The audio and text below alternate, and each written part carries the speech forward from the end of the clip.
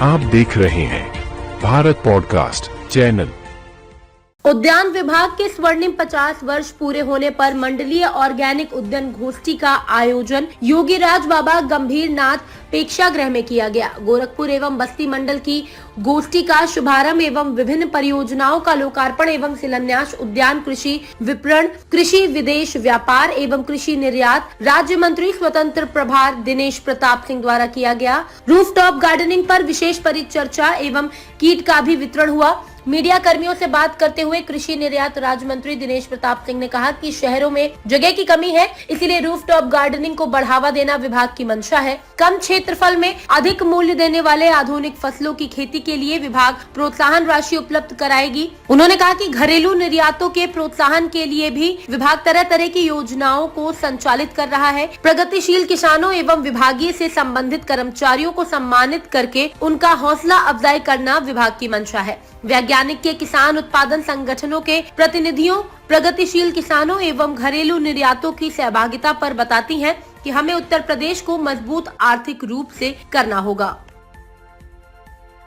लोग कर रहे हैं और इसी उद्देश्य से आज इस उन्नयन गोष्ठी का कार्यक्रम हुआ है। उद्यान विभाग के लगभग 50 वर्ष पूरे हुए हैं और 50 वर्ष में पहली बार औद्यानिक उन्नयन गोष्ठी का आयोजन गोरखपुर में आज़ादी के बाद से पहली बार हो रहा है। मुझे खुशी है कि उत्तर प्रदेश के यशस्वी मुख्यमंत्री जी के द्वारा लगातार ये प्रयास किया जा रहा है कि हमारी $1 ट्रिलियन इकोनॉमी उत्तर प्रदेश की हो और उसमें हर विभाग का सहयोग हो। तो हम सारे विभाग के माननीय मंत्रीगण इसी तरह के प्रयास करके अपने माननीय मुख्यमंत्री जी की आशा के अनुरूप राज्य की $1 ट्रिलियन इकोनॉमी में अपने अपने डिपार्टमेंट का सहयोग करने के भी उद्देश्य से और राज्य के किसानों को डाइवर्सिफाई करने की पारंपरिक खेती के बजाय कमर्शियल क्रॉप में उनका ध्यान जाए और कम क्षेत्रफल में अधिक मूल्य की उपज वो ले सकें। इसके साथ ही हमारा ध्यान है कि गोरखपुर को मैंने चयन किया है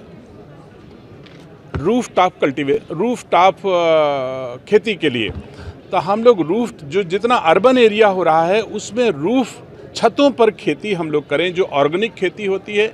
और मैं समझता हूँ कि अगर छतों पर हम सब्जियाँ, फल और फूल उगाने लग जाएं तो हमको प्योर ऑर्गेनिक बिना रसायन के ताज़ी सब्जियां खाने को मिलेंगी। इसके साथ साथ ही एक वातावरण भी सुंदर होगा और हम लोग अगर 5-10 मिनट आधा घंटा भी अपने को पौधों के साथ समय दे पाते हैं तो हमारी जो सकारात्मक ऊर्जा है हमको मिलती है। साथ ही बहुत सारे अंग्रेजी जैसे पेड़ फाइकस, साइकस, यूरिकेरिया, फलाना डमाका ऐसे ऑर्नामेंटल पेड़ों के बजाय हम अपनी छतों पर मिर्चा, पालक, लौकी, तरोई, भिंडी जैसी सभी सब्जियां और सभी तरह के फूल, सभी तरह की औषधीय फसलें भी हम अपनी छतों पर ले सकते हैं।